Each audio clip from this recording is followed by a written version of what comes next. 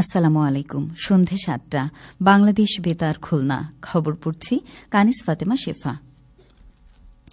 সাবেক প্রধানমন্ত্রী ও BNP chairperson Begum Khaleda জিয়ার মৃত্যুতে দেশে ৩ দিনের রাষ্ট্রীয় শোক আজ শেষ হয়েছে। দেশের সকল সরকারি, আধা সরকারি, স্বায়ত্তশাসিত প্রতিষ্ঠান এবং শিক্ষা প্রতিষ্ঠান সহ সরকারি ও বেসরকারি ভবন এবং বিদেশে অবস্থিত বাংলাদেশ মিশনসমূহে জাতীয় পতাকা অর্ধনমিত রাখা হয়। এছাড়া বিএনপি চেয়ারপারসন বেগম খালেদা জিয়ার রুহের মাগফিরাতের জন্য আজ দেশের সকল মসজিদে বিশেষ দোয়া করা হয় এবং অন্যান্য ধর্মীয় প্রতিষ্ঠানেও তার আত্মার শান্তির জন্য বিশেষ প্রার্থনার আয়োজন করা হয়। এদিকে খুলনা মহানগর ও জেলার বিভিন্ন মসজিদে সাবেক প্রধানমন্ত্রী ও বিএনপি চেয়ারপারসন বেগম খালেদা জিয়ার রুহের মাগফিরাত কামনায় বিশেষ দোয়া ও মোনাজাত করা হয়। খুলনা মহানগর বিএনপির উদ্যোগে আজ বাদ জুম্মা মহানগরীর টাউন মসজিদে এক দোয়া মাহফিল অনুষ্ঠিত হয়।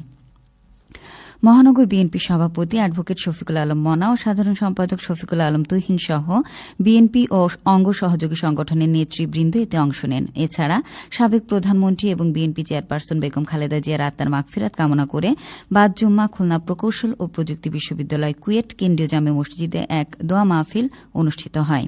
এ সময় মরহুমার বিদেহী আত্মার মাগফিরাত কামনা করা হয়। বিশ্ববিদ্যালয়ের শিক্ষক, শিক্ষার্থী, কর্মকর্তা ও কর্মচারীবৃন্দ এ সময় উপস্থিত ছিলেন।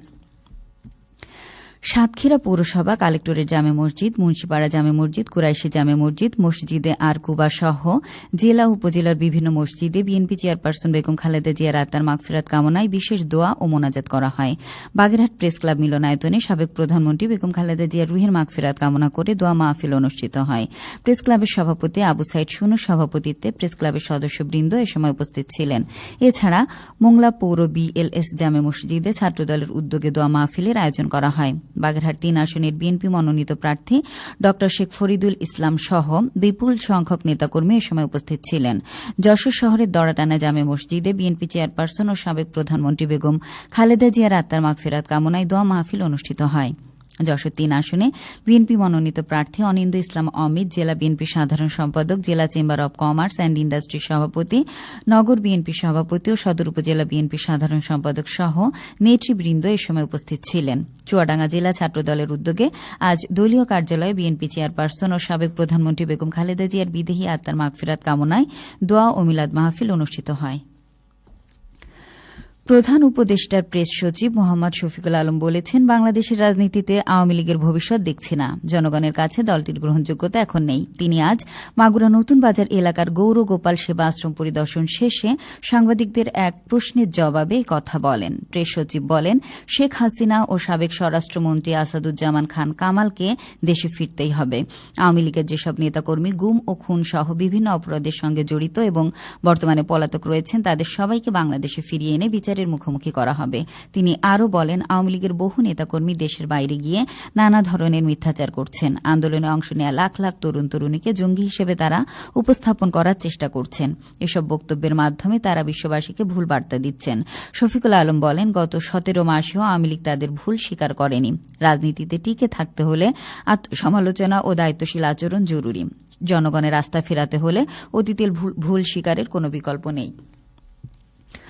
আসন্ন ত্রয়োদশ জাতীয় সংসদ নির্বাচনে অংশগ্রহণকারী প্রার্থীদের মনোনয়নপত্র যাচাই বাছাই আজ অব্যাহত রয়েছে। খুলনা ৫ আসনে ৬ জন প্রার্থীর মধ্যে ৪ জনের এবং খুলনা ৬ আসনে ৬ জন প্রার্থীর মধ্যে ৪ জনের মনোনয়ন বৈধ ঘোষণা করা হয়েছে। এছাড়া এ দুটি আসনে ৩ জনের মনোনয়নপত্র বাতিল ও ১ জনের মনোনয়ন স্থগিত রাখা হয়েছে। রিটার্নিং কর্মকর্তা ও জেলা প্রশাসক আ.স.মা জামশেদ খন্দকার মনোনয়নপত্র যাচাই বাছাই শেষে আজ এ সিদ্ধান্ত দেন। এদিকে যশোর ৩ আসনে ৬ জন প্রার্থীর মধ্যে ২ জনের এবং যশোর ৪ আসনে ১০ জন প্রার্থীর মধ্যে ৪ প্রার্থীর মনোনয়নপত্র বাতিল করা হয়েছে। জেলা প্রশাসক ও রিটার্নিং কর্মকর্তা মোহাম্মদ আশিক হাসান মনোনয়নপত্র যাচাই বাছাই শেষে এ সিদ্ধান্ত দেন। ঋণ খেলাপি, দলীয় মনোনয়নপত্র না থাকায় এবং অঙ্গীকারনামা না থাকায় প্রার্থীদের মনোনয়নপত্র বাতিল করা হয়েছে। তৃণমূল পর্যায়ে অর্থনৈতিক ক্ষমতায়নে নারী উদ্যোক্তাদের বিকাশ সাধন প্রকল্পের আওতায় মেহেরপুর জেলা শিল্পকলা একাডেমি মিলনায়তনে আজ প্রশিক্ষণপ্রাপ্ত নারীদের মধ্যে প্রশিক্ষণ ভাতার চেক বিতরণ করা হয়। অতিরিক্ত জেলা প্রশাসক সার্বিক তরিকুল ইসলাম প্রধান অতিথি হিসেবে এই প্রশিক্ষণ ভাতার চেক বিতরণ করেন। এ সময় ৫টি ট্রেডের ৬০০ জন প্রশিক্ষণার্থীর মধ্যে ৫৮,৮০,১৫০ টাকা চেক বিতরণ করা হয়। এদিকে একটি বেসরকারি স্বেচ্ছাসেবী সংস্থার উদ্যোগে যশোর সদর উপজেলার কারবালা এলাকার ৩০০ জন শীতার্থ ক্ষুধার্ত অসহায় মানুষের মধ্যে শীতবস্ত্র বিতরণ করা হয়। সংস্থার সভাপতি প্রধান অতিথি হিসেবে এসব শীতবস্ত্র বিতরণ করেন। সবশেষে আবহাওয়া। আজ রাত 1টা পর্যন্ত পূর্বাভাসে বলা হয়েছে অভ্যন্তরীণ নদীবন্দরগুলোর জন্য কোনো সতর্কবাণী নেই এবং কোনো সংকেত দেখাতে হবে না। খবর শেষ হল। আমাদের পরবর্তী খবর প্রচারিত হবে আগামীকাল সকাল 8টা 10 মিনিটে বাংলায়।